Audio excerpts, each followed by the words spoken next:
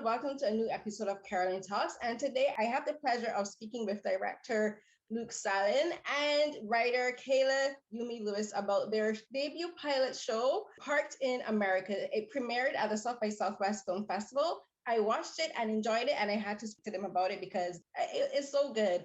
And so I would just like Kayla and Luke to introduce themselves and just say a little bit about yourselves, about your writing style and your directing, and then we'll get into the show. So Kayla, we'll go with you first.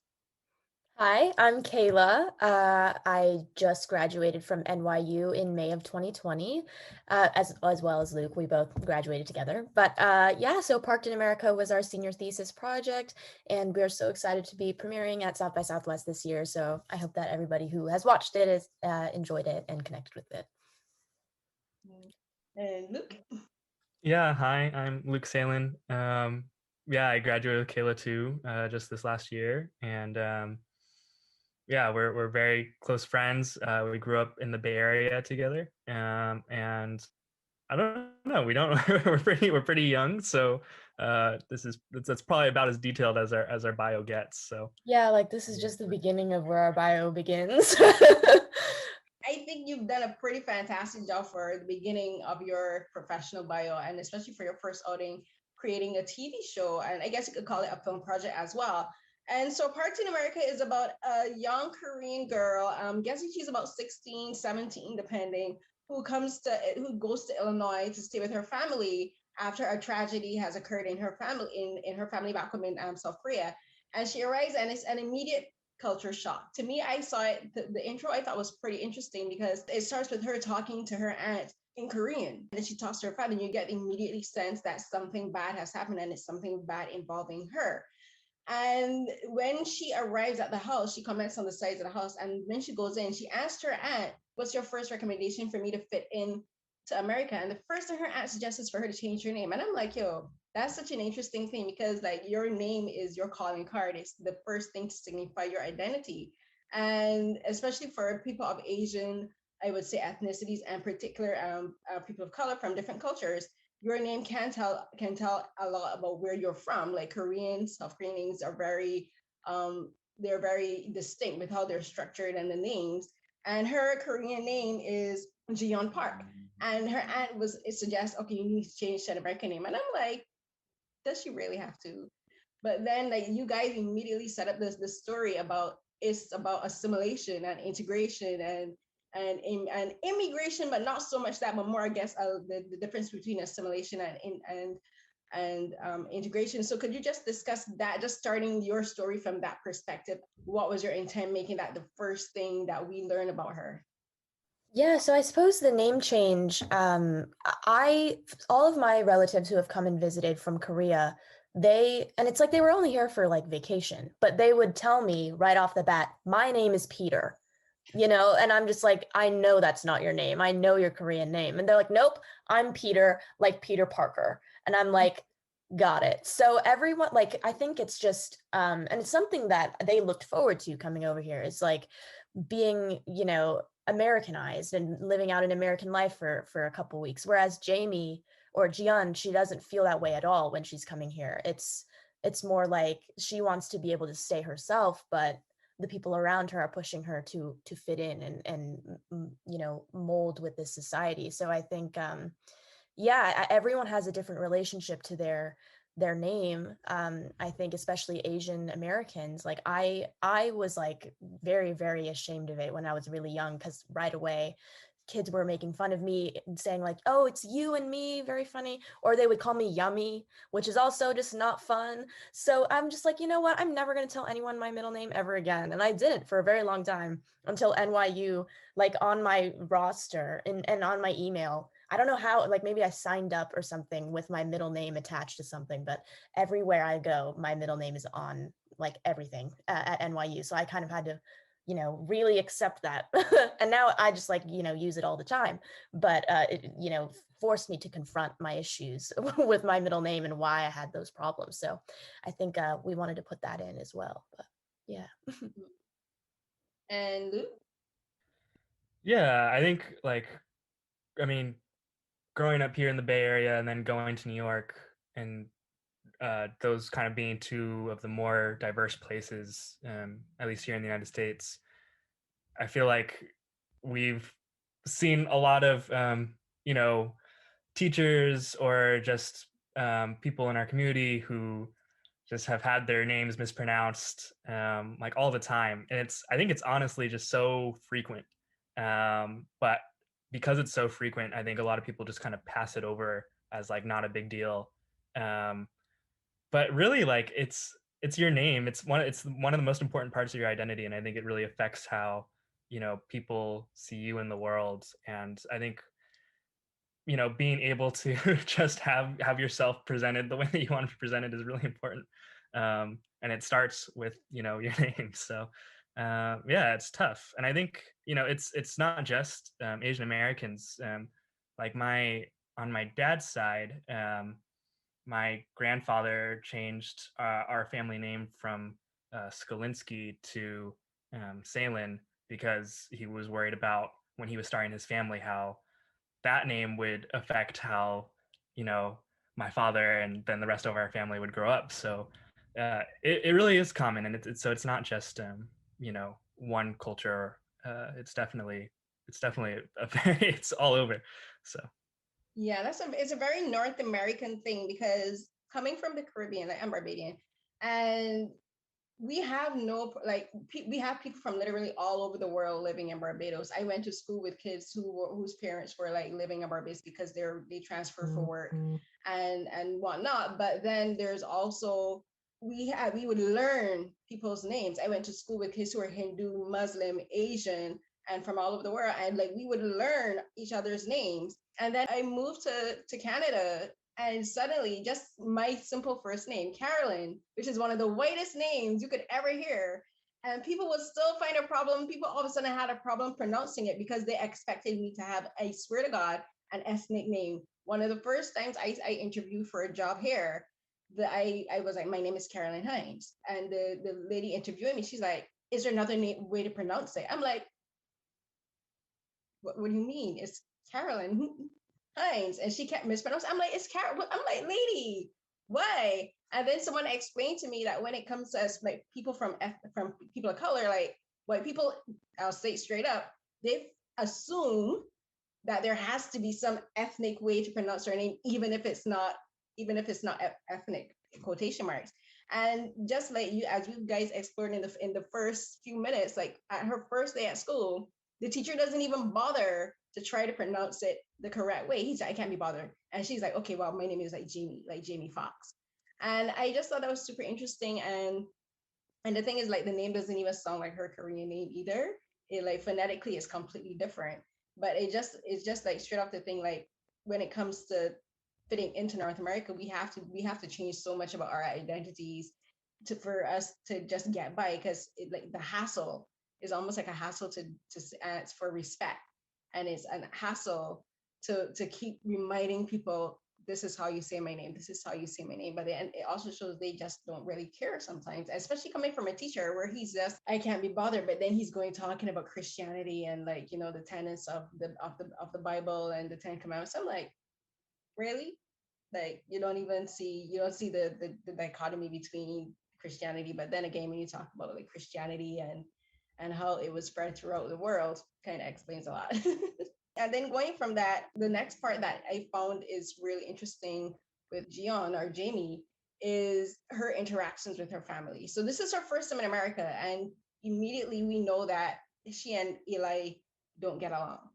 And I just thought that's interesting because they're the same age, and he's her family, and he knows that she's coming from whatever difficult situation. He doesn't know exactly, but he kind of sees her as infringing on his space as an outsider. So could you just tell me about their story? There for in the first episode, I think you guys did a fantastic job, like bridging the gap and the space between their relationship. At the beginning, they're like not enemies, but they just don't get along. But then at the end, he starts to make a movement towards her to become more friendly. So can you just tell me about building that? Because so much I think of the story, like I hope you guys get a full series, because so much of the story is going to hinge on their relationship, and whether they stay close or not is going to make or break, I think, the entire story.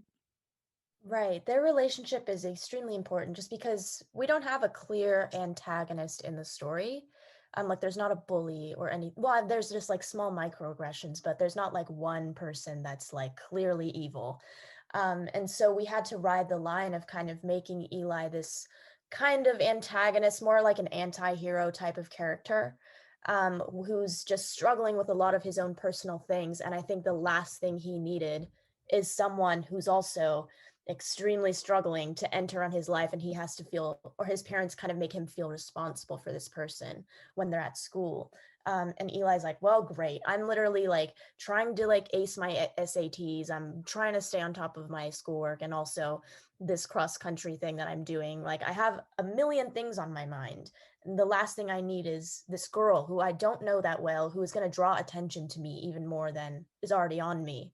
So I think but once Eli kind of finds out more about her situation, he can understand that she is feeling a lot of the similar things that he is, in terms of feeling like the odd one out. And that, they work better if they work together rather than, you know, butt heads all the time. But I feel like, going forward, they're not always going to get along. That's at least not my intention. Because like they might still be on like a same page for a bit at the end of the pilot, but I think now that Jamie has learned more about Eli that he didn't want anyone to know, there's going to be a lot more tension. So they're definitely not like buds forever now. So I'll say that.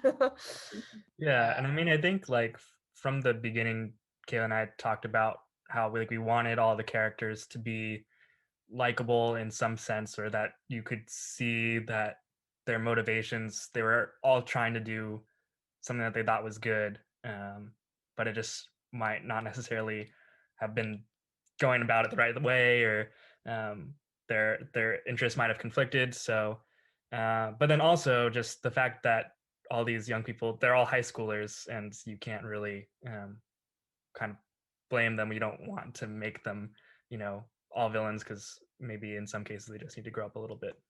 Yeah, the thing that you like Kayla, you mentioned he's not an anti-hero, but he is a bit of a jerk at the beginning. And my first instinct was be like, dude, just relax. just chill out. She's in a new place, she's trying to fit in. But then as you Luke mentioned, he also is dealing with his own things that he's insecure about and things that he's trying to keep secret. And I think like for your casting of them, Jeff Lawless who plays Eli and Judy Song who plays Jion, I think their dynamic works really well because he's very charming, and him being naturally charming helps you to get past the initial any dislike that you may have for him in the beginning. And for Judy, she's very what's the word I'm looking for? She feels uncomfortable, and you can sympathize with that because there are ways that actors can perform a role where if they're uncomfortable it makes you feel uncomfortable too, and not in a good way, not that you're empathize with them but you just don't feel comfortable. But she creates empathy in the audience, so I think you guys did a brilliant job casting these characters. So could you tell me a little bit about going through the casting process for this project, because you have almost an like the cast I think is equally half Asian and half white, so just how did you go about casting them, and what was it about each person for the roles, including the extended family like the aunt and Halmuni? Like what was it about their performances that made you select them? Luke, do you want to start?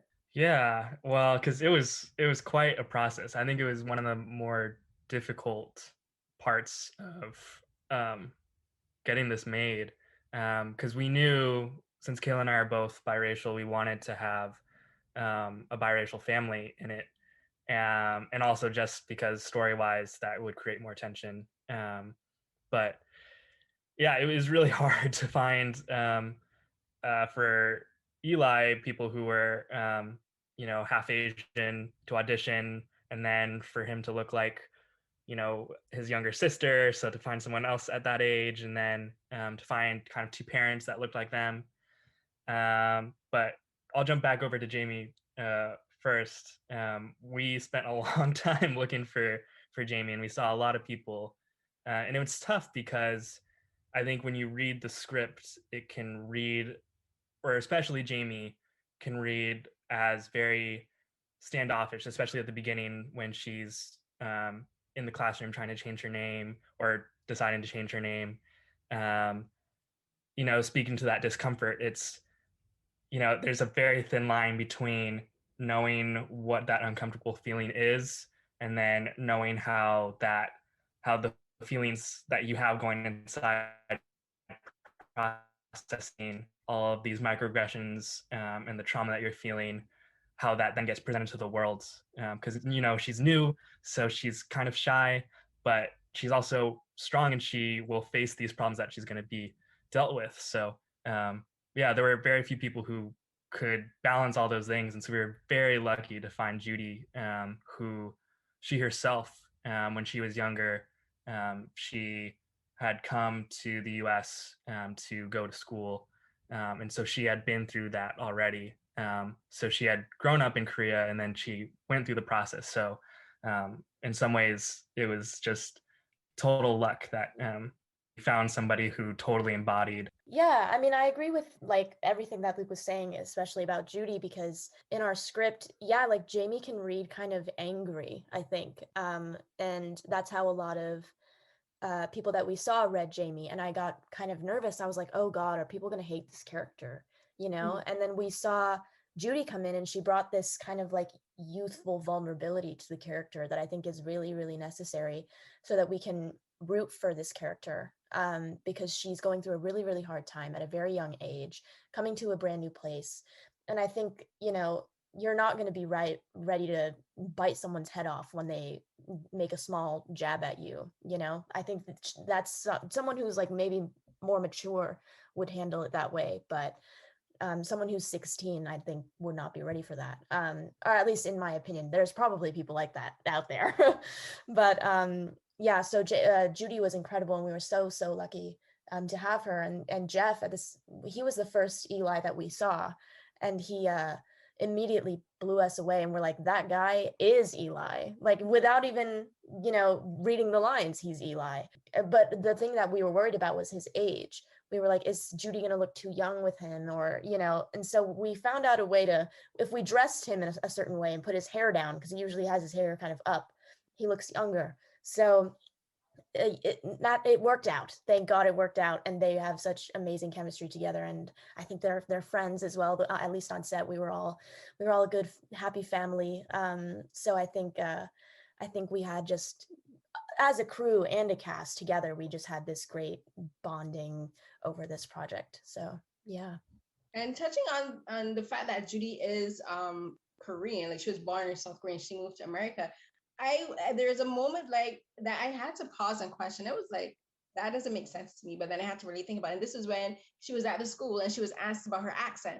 And she said she went to an international school. And it was like, okay, I know there's like a lot of international schools in South Korea, and they do teach like English immersion courses, and like they're all English immersion. But I was like, but then should she still have some kind of inflection or some kind of accent when she's speaking English, because she does have an American accent. And so I to be sure, I was like, maybe I'm being too judgy. So I asked a friend of mine who lives in South Korea, and she teaches South Korean culture academically. And so she explained to me that when it comes to the school, like they do such heavy immersion, like they are taught to speak without their Korean accents, because I told her, but she still speaks Korean at home with her dad, and he like she'll be speaking with a Korean accent, because I was thinking from my own way that I can turn my accent and my dialect off. When I'm home, when I'm talking to my sister, my full dialect comes on. When I'm at work, I don't speak with any like Bajan inflection at all, because if I do, like people can't understand me because I speak super fast and my accent is super heavy. But then she was like, but that's how they're trained. They're taught that from early, especially if they went to school from young. So I wanted to ask you about that and about like your research into that, because I just thought that was interesting. I thought it was just an interesting way to just teach a little bit about the South Korean education system in particular. Right. I think that is a question that a lot of people had, is about Jamie's accent and her language barrier. And, and when we found Judy, that's just how she speaks in English. And I think what I really dislike about Hollywood and how they treat Asian characters is that they make them fake an accent in order to further exoticize Asian people.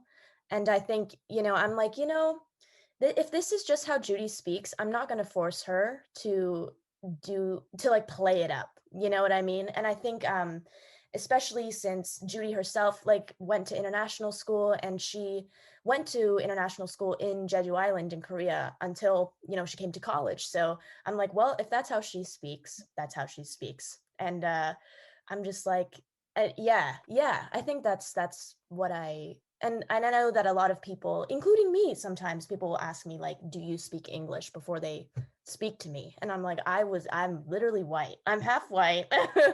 I grew up here.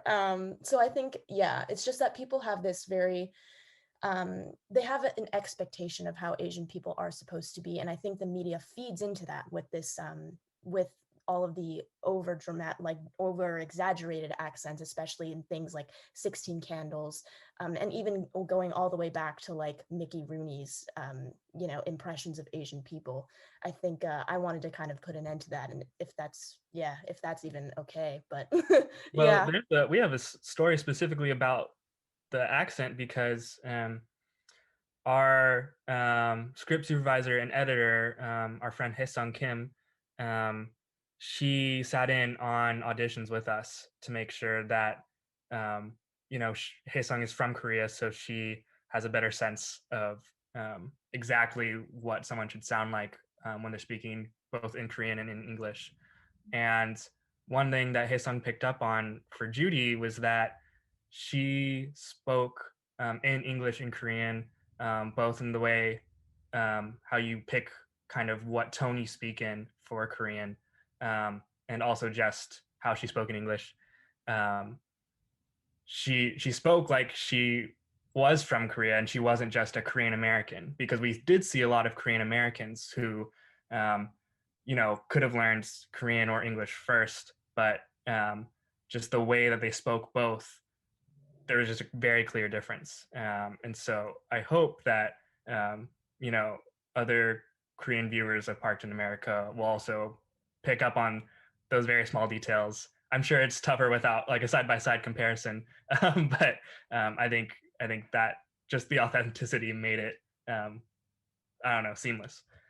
No, I understand what you mean, because when she is speaking Korean, her intonation changes, and there is a slight inflection, because I know like for the different provinces and the different cities, there is different dialects. So like a Seoul dialect is different to like a Jeju Island dialect, or for a Busanas dialect. So there is a inflection to the way she speaks her Korean. So that's why when she spoke English, I was looking for the same inflection in the English. So that's why it kind of threw me off a bit. But like you, as you guys said, that's how Judy speaks, and it does lend an authenticity about it, because um I find for North American media in particular, even like Kayla, you mentioned how they make Asians over exaggerate their accents, but the thing is like a lot of the accents still sound pretty similar, and there isn't like a, you know what I mean, like sometimes like there isn't, especially if the person isn't, for instance, if they get like a Chinese actor to play a Korean character, they somehow sound like they're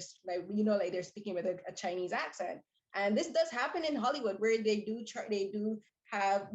cast interethnically, where you have an actor from one ethnicity playing a character of a different ethnicity. And like for me, I sometimes I take great offense when you have like Caribbean characters, and everyone's supposed to sound, and everyone somehow magically sounds in this boss Jamaican accent. I'm like, each island has their own dialect, each island has their own accent. Please learn it, get it right. And so I kind of relate to what you guys are saying about having the authenticity with the accent and the dialect when she's doing it.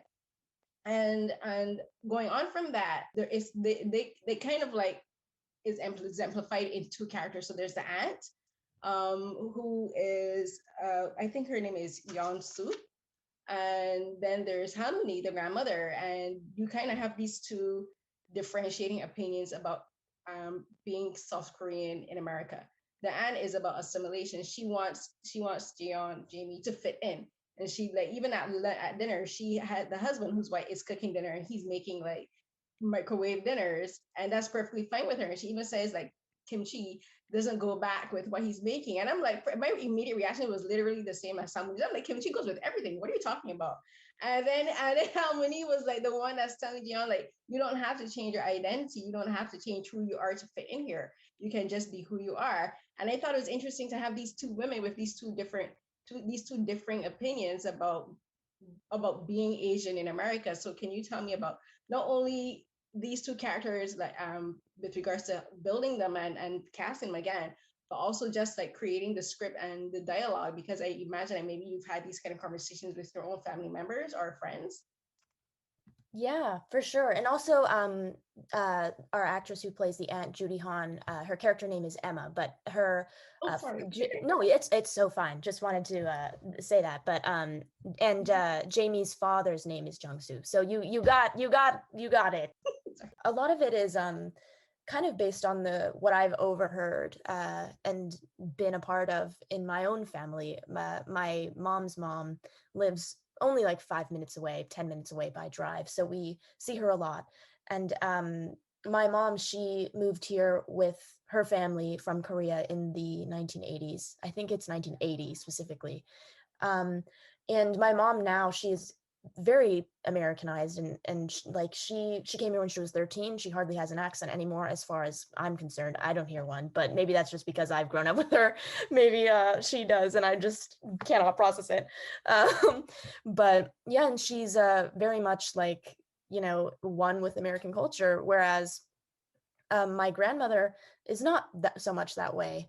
And so I kind of, and it's not that my grandma has ever encouraged me to disregard American culture, but she's just been more of a touchstone to my culture for me specifically, because just all the food that she makes and the way she talks about Korea, it just, it's a lot more tangible from her.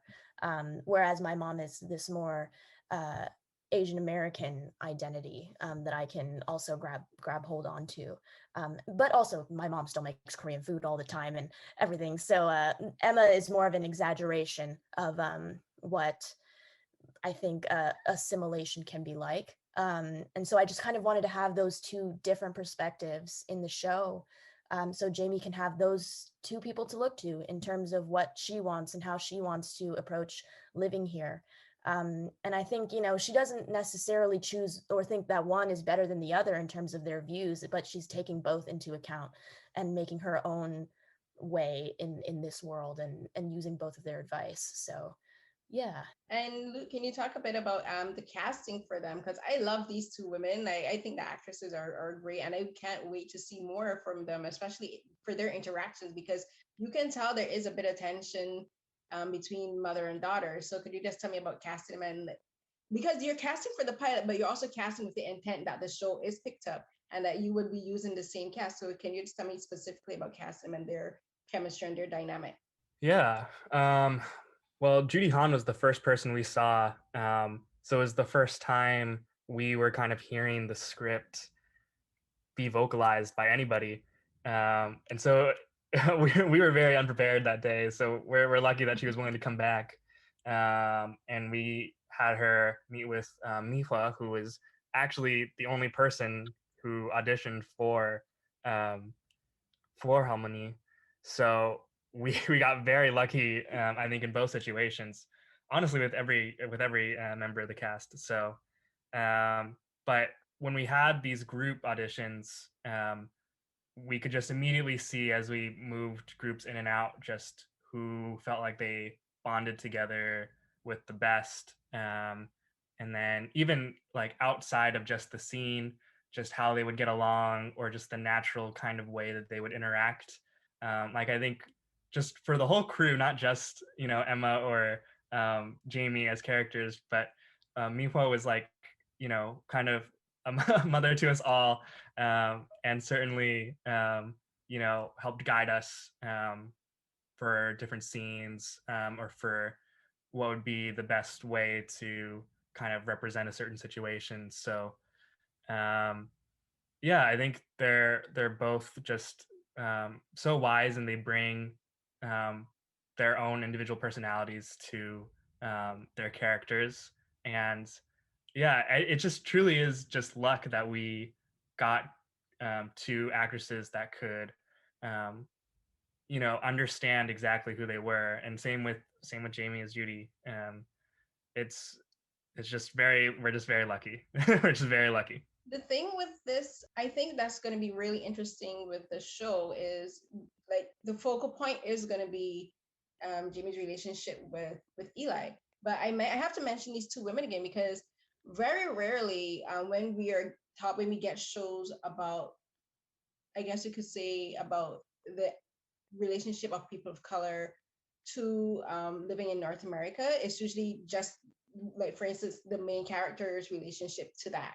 But when you have, but for Jamie, she's gonna have her grandmother and her aunt, and I just think it's interesting that we're gonna have these three perspectives about the these three perspectives of women of color, in particular Asian women of color living in North America, because that perspective is very specific. I think it's just beautiful that we're going to have that, because this is something that we need more of, not only for Asian American representation, but I think also for just like representation for women of color in particular, because we need to have more of these kind of stories and these kind of relationships on screen. And that's what I'm really hoping the show gets picked up, because let's face it, North American TV is can, like, when you do have Asian characters, there a lot of them are still kind of stereotyped, or like when it comes to women, like they're not fully realized characters, and there's not a lot of depth to them.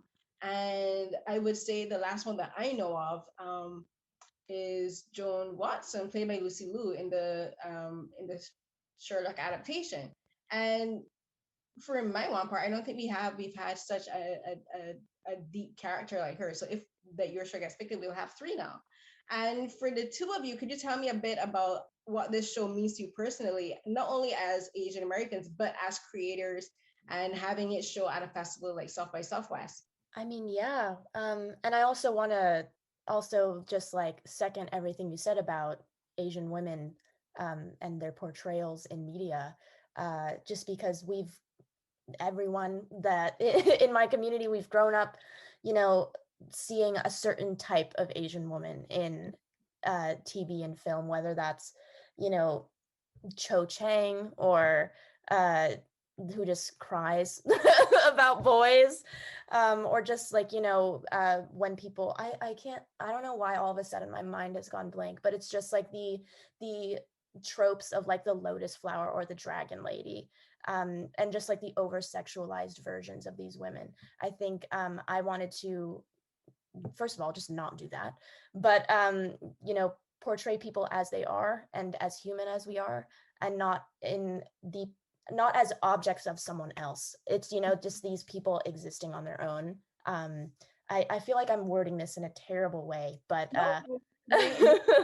but yeah, they're just not in relation to someone else, but they are their own person, if that makes sense, with their own complexities fully fleshed out. And I guess in terms of creating and being able to go to South by Southwest, I mean, we just made what we wanted to see, I think, and what we haven't seen so far. I think there's in these past couple of years, there's been a great, you know, like surgence of Asian American content that I think is really, really incredible. And now I think we can be a part of that, which is amazing.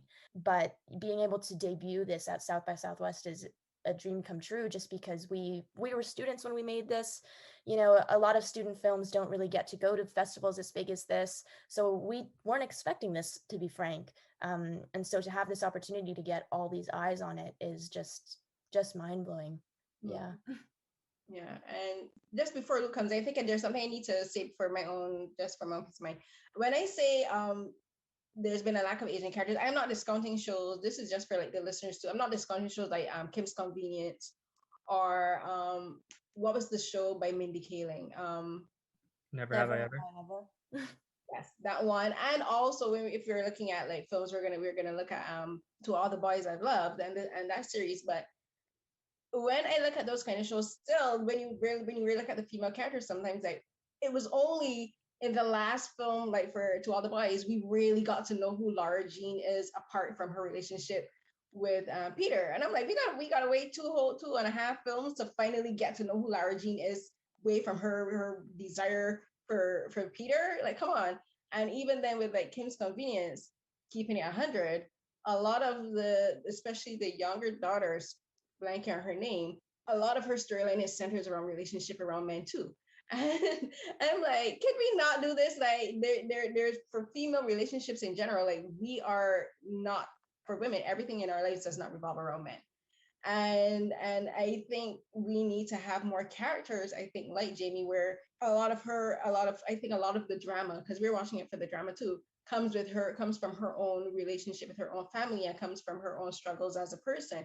And I think that's just very important. I just felt I needed to say that, just to like not discount like other shows or films with like Asian characters. Sorry. Right, totally. And that's like those shows are definitely the things I'm talking about with these, like, shows that are coming out, especially in the past few years. It's just, in 10 years ago, it's a completely different story. And that's how we grew up, with those type of things. And I'm so happy for people that are young now that are growing up with these things, and hopefully they feel a little more empowered and that they can be who they are, without feeling these stereotypes just weighing down on them. But anyway, Luke was going to say stuff.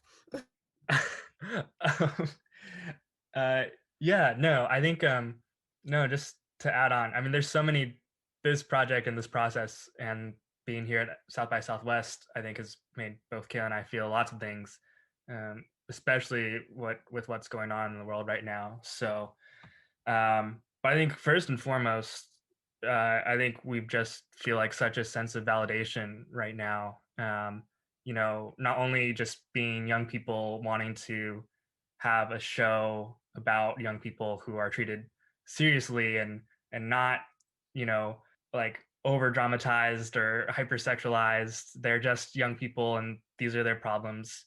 And it feels good to have that validated as, yes, this is true, this is something that's real, and that their stories, are worthy of, praise.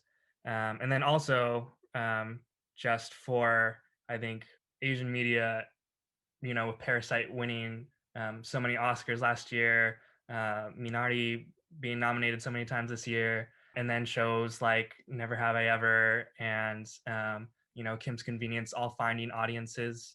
I think it shows that the entertainment world and just our world at large is coming together. Hopefully, a little bit more. I think there's also proof of that not happening in the world, but I think my hope is that, with, I feel like the music industry is bridging too, and so with film and television, also just people getting over, the subtitle 1-inch wall and finding more content to love and appreciate. I think like that's just the biggest dream, and for us to be hopefully a small part of that, and hopefully to continue to be a part of that, that's what would mean the most to us for sure. Yeah. And there's two particular storylines in the show that I think touches on that, and I think is one of the most important things when it comes to like representation on screen. And it has to do with the type of stories being told, and it has to do with real life situations. And in fact, like where there is the mention of suicide, like the reason that Jamie goes to America is because her sister tried to commit suicide. And you're talking about how this particular story affects Jamie, like her own mental and emotional state is a concern, and it's about how these things in family that happen in family affects their siblings or their parents or whatever, and she has to deal with guilt and all of this. And I think it's important that we talk about mental health for in the younger communities, because usually they're the ones that get kind of left out in the cold, and we don't talk about them on first, until something drastic happens. And I think it's important. I just think it's great that the two of you are creating a project that does deal with things like mental health and sexuality and the LGBTQ community, because these are things that are stigmatized not only in Asian communities, but I think in a lot of ethnic communities as well. And sometimes as people of color, like growing up, like from when I was younger, these were things that weren't really talked about. And now I would say in the last, I wouldn't even say 10, the last probably 5 years, thanks mostly in part to social media, like we are getting more discussions about these kind of topics in ethnic communities. Like that's where Twitter being the hellscape that it is, you do have a reprieve where people are able to talk about these things. And I think it's great that you guys are doing this in your show as well, because this creates the visibility for young, especially young Asian women and young Asian men, to talk about these situations. So can you just tell me about the importance of that for you guys, and also about the sensitivity needed to address these in the show, so that because you have to tread a very thin line with regards to these kind of stories, because you have to make sure that they're dealt with sensitively, and that's not a word, that they're that they're dealt with care and consideration. Yeah, I mean, that part of the pilot specifically was inspired by something that had happened to me personally, and so I knew those feelings of guilt and just grieving very, very well. And I had written it a few months after that had happened. So I was still, all those feelings were very fresh. But at the same time, I wanted to, as you said, treat suicide and mental health with respect and not exploit it, as, as a means to get Jamie's story begun. Like her processing is not just, or this event is not just to get her here. It's going to carry her through the rest of this season, this through line of her processing her trauma and how she feels about mental health and her family's. There's just so much shame surrounding suicide, I feel like, in both the American society and Korean society, that people just don't want to talk about it. And once you kind of get a little close to it, people get uncomfortable and they just kind of pretend that it doesn't exist, and they don't want to talk about it at all. So I think, and that's extremely dangerous, just because when people are in vulnerable situations like this, they need to feel like they can reach out and talk to someone about it. And, when there's just so much shame, what do you do when you feel like, when you feel really awful and that you don't want to live anymore? Where do you go when no one wants to talk about it? So I think these kinds of shows, hopefully will get the conversation at least, started. But I mean, there's definitely conversations going on about it. And I think, mental health awareness, like, I think there's like a month, and there's like suicide prevention. Like the conversation has begun, but I just wanted to, that still feels like very much like it's just not in media. And I feel like a lot of people learn from media as much as weird as that may sound. We learn about ourselves through narrative, and about the human condition through narrative. So I think it's a kind of a deft way to kind of introduce these problems that people are sometimes shying away from. So I hope that that it comes across that we're being careful and respectful, and treating these issues with with care. But yeah. And Luke? Yeah, it's tough. It really is important to talk about kind of things that get, I think, treated as taboo often. Um, the show was originally written as a comedy, and then if Kayla can explain at some point, but she decided to shift to something more drama focused, and something that could touch on what had recently happened to her. And at first, even I was kind of hesitant to that, being part of the story, because I've had, I think, a lot of friends with mental health struggles as well. And it's hard. And then when you see it, I think in film school, kind of one of the tropes, unfortunately, is that students will make kind of these films about, like suicide or like partying. And it's just really, people frequently do it wrong. And I mean, even in mainstream media, I think, and not to throw anybody under the bus, but to kind of throw somebody under the bus with 13 Reasons Why, it's a show that's very focused on suicide and trauma in your high school years, and it really misses the mark. And so it's hard. It's tough to talk about these things in media, because you can so easily do it wrong,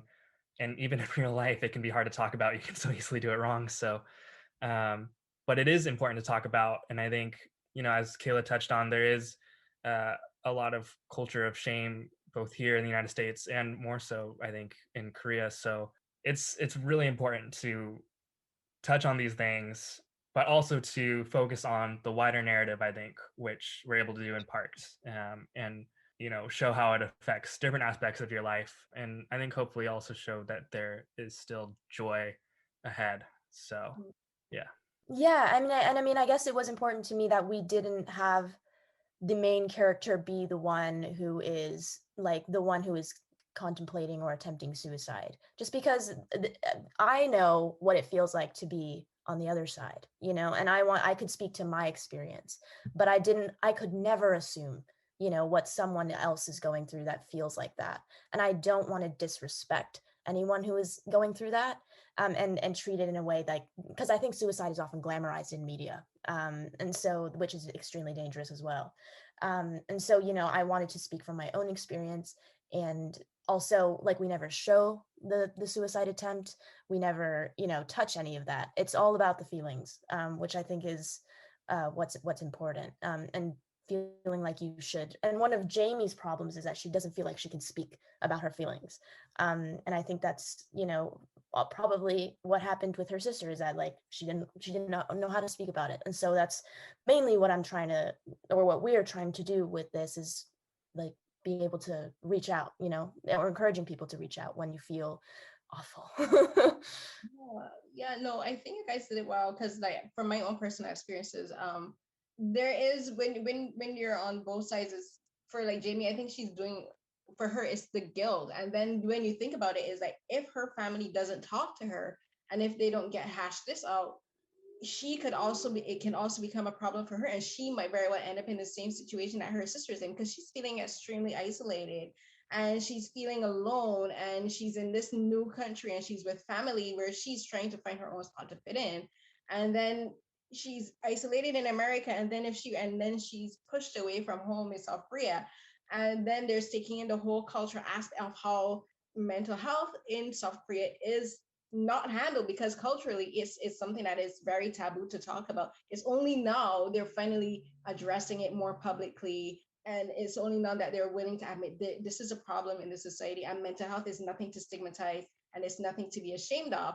But for her, and it's still a reality, because she's in that situation, like she's thinking about herself as a person, and not the wider scale of how it is culturally. And so, are there any plans to explore that side of it from the South Korea aspect, like with the sister and with the family? Are there any plans? And I'm speaking this into being for you guys and being extremely positive, that like to explore it from that part of her relationship with her family. Yeah, I mean, there's definitely, in the broader plans, I would hope to have an episode that is Korea based. So either that's in flashback of kind of explaining what exactly happened. Not that I would ever show the suicide attempt, as I said, but kind of going over the climate in her family around mental health, and how open they are with each other, and kind of exploring more of the um, Korean society, and how mental health is treated over there. So it's definitely in the cards, but whether or not we get to actually do it is the question. But for sure. Yeah, and I know we're going on a little bit long, so I'm going to give you guys we're going to wrap it up soon. So before I ask my last question, my second to last question has to do again with this, but also from the aspect of Eli, because he's in a situation where he also is feeling isolated. He's feeling like he can't connect to his family, and I don't know if this will be a spoiler, but because I kind of guessed it early up in the show, that it has to do with his sexuality, and he is. Do you guys mention? Do you guys mind if I mention it? Would you consider a spoiler? Yeah, you can go ahead. Okay, so like he's gay, and he's a young gay man discovering his sexuality. But not only does he have to deal with that, but I think he's also, and for me, I'm assuming that he's also thinking of what that means for him culturally, because again, when you think about South Korean society, like homosexuality and members of the LGBTQ plus community are again in a marginalized in the society. So for me, I was wondering if he was thinking about that. Even though he's never been to South Korea, he's probably thinking, what will my family in South Korea think if this comes out? And now he's thinking, like because he has to do with his harmony, and he has to do with his mother, and now Jamie is in this space too, and he's thinking, I have to deal with because I think he's also Asian in North America, so he's thinking of all these things like racism, homophobia, and that kind of thing. So could you just tell me about including that part into the story as well? Yeah, I mean, I don't know if Eli would necessarily be thinking that far in terms of his family in South Korea, just because he doesn't know Jamie that well. So I'm assuming, I mean, things may change as development goes on, but I'm assuming he's not very close with them either. I think it's more just like the people who are immediately in his life, and, probably his grandmother for sure, his harmony. He's worried about what she might say, and what his father is a Sunday school teacher, so there's that religious aspect as well. And his parents, like, they're so open, but from what I've heard from friends of mine who are in the LGBT community, and I'm like, your parents are like so liberal and they're so down, like, I don't know why you're scared to come out, but they're like, no, like, you just don't know how they're going to react, like, you may think that as an outsider, but you don't live in my body in this family, and you don't know what it feels like, to have to like reveal this part of yourself to the people who have raised you. And I'm like, yeah, like, you're absolutely right. Like, I don't know how that feels. So I think, and I wanted to kind of bring that, and there's just, I think with men as well, there's just a lot of toxic masculinity, and I think that we need to deconstruct that a little bit. And I think Eli, on top of internalized homophobia, has to deal with this masculinity issue as well, just in terms of, oh, how's it going to look if I come out? Like, am I not going to be as seen as much of a man, and I think, because there's just I'm so fascinated by young men in terms of what they feel like they can and cannot say to each other, and in their relationships, because girls are, at least in my experience, we're so open with each other about almost everything. Like, I'll like literally cry in the bathroom to a random girl if I'm having like a really bad night. But I think men they're so, at least from what I've gathered, I'm not a man, but from what I've seen, typically it's just that they're so, it must be feeling so, they must feel so suffocated sometimes, because like you can't, at least, like, I mean, it sucks, like, not being able to say how you feel, because it will make you look less masculine, and it's just, it's must be like a cage, and I just kind of want to explore that a little bit, from a female perspective. But yeah, I went off on a tangent, but yes. This is the perfect segue for Luke to give us his opinions on this, Yes. not only as a man, but also as the director and directing these scenes with Jeff. Yeah, I mean, I think it's interesting. I feel like I could, there's different points where I think as a writer, director, or just any creative person, you can insert yourself into the stories that you are telling, and certainly I think relate to so many of the characters that Kayla wrote, but definitely Eli, I think, and I can relate very closely to Jeff too.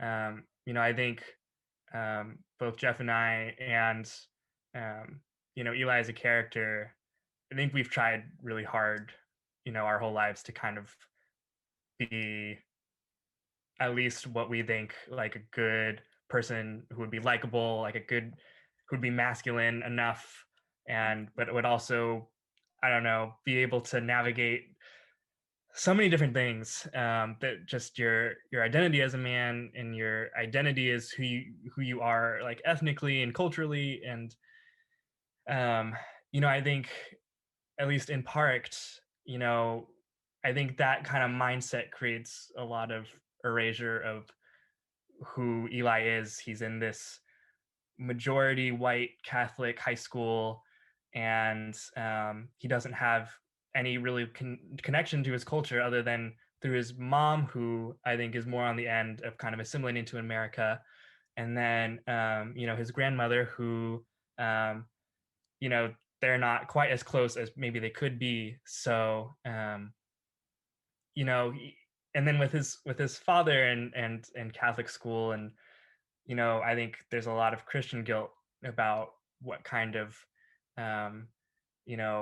what a masculine man is, and if you're not that, what are you? And so yeah, he's clearly experiencing a lot of that, and I think uh, I don't know, it's really hard. It's hard to talk about. I mean, it's something that I think you have to work through. So I don't know. It is really complicated. Yeah, I'm kind of losing my words. It's hard. It's hard to talk about, for sure. No, I get it. And I guess this is where, as a filmmaker, and also for you, Kayla, as a writer, the creative process is a way also for you to kind of like work through and figure out the answers to the questions that you have. Because I think for a lot of filmmakers, like when I was speaking to some recently for this festival, included, for them, a lot of them have questions at the beginning of their projects, and like they find the answers through the process. And I guess using the show as an analogy, it's not complete yet. You're only the first part. So you guys are young. Like I'm 37, I'm gonna be 38, yeah, and I still don't have everything figured out. I started film criticism going on 4.5 years now, and I changed from doing paralegal studies, got my diploma, and decided I'm gonna pursue film criticism. So like no one, no matter how old we are, we don't have all the answers to all the questions, and then new questions keep popping up. So like I think that's the part of life, and I think that's also a brilliant aspect of filmmaking because it allows us to tap into things that we haven't thought about, and help us to see things in new ways and help us to figure out what it is we want to do. And I think that's for the show, like even just while you were talking, the show title, Parks in America, kind of made me think when you're parked, you that means you left one destination and you're going somewhere else. You're in a temporary place. You're preparing to leave. And for me, based on what you're saying, it sounds you're parked. You guys are not figuring out who you are going to be as creators. Like as you said at the beginning, you're not beginning your bios as creators. Like your bio is like a paragraph, and by the time you guys go on 10, 15 more years, you're gonna have two full pages. So I just think it doesn't. I don't think right now you don't have to have all the answers, and I think that's just beautiful because I think life would be boring if we had all the answers because that means there's nothing new to discover, there's nothing new to enjoy, and there's nothing new to surprise us. It was very beautifully said. Thank you.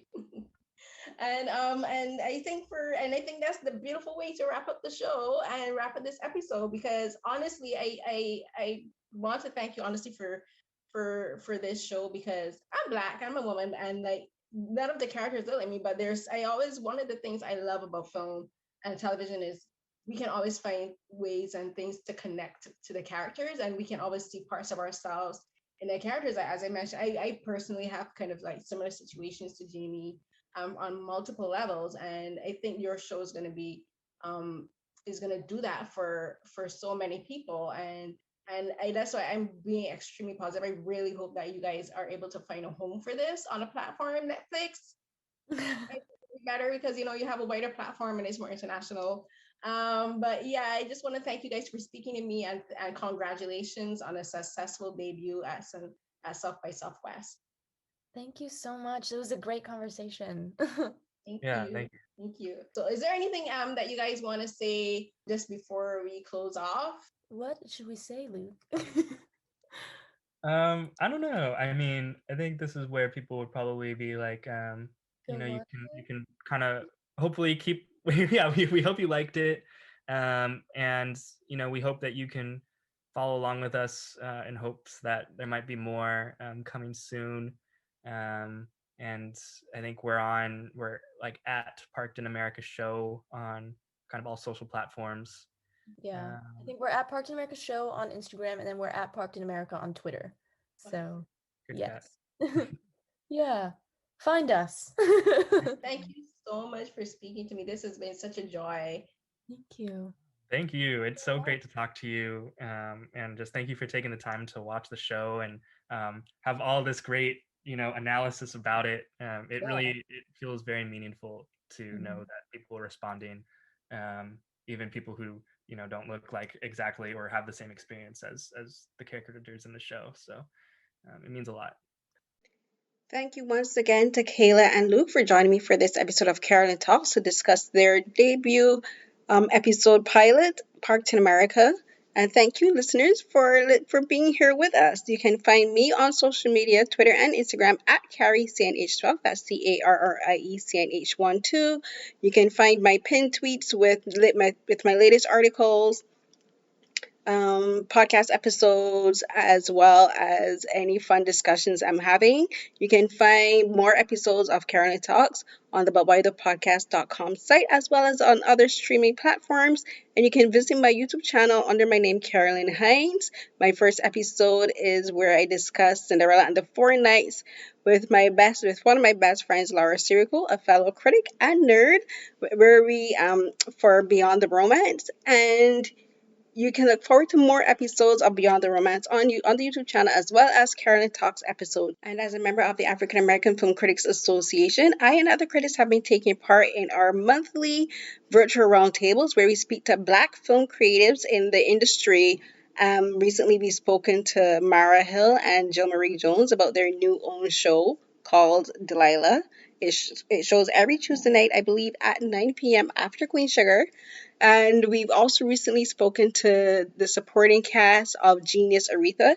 That's the Aretha Franklin miniseries starring Cynthia Erivo as the legendary singer Aretha Franklin. Is on National Geographic. You can catch our interview with the cast on the AFCA YouTube channel. That's AAFCA, as well as the AFCA website. So please go there, watch our other roundtables that we've been doing for the last year. We've spoken to people like Anthony Mackie for Falcon and the Winter Soldier, Tiana Paris for WandaVision. We've spoken to a whole host of other actors, directors, writers, editors, musicians. And you can find, as I said, you can find all of those on the AFCA sites. And until the next episode of Carolyn Talks, stay safe.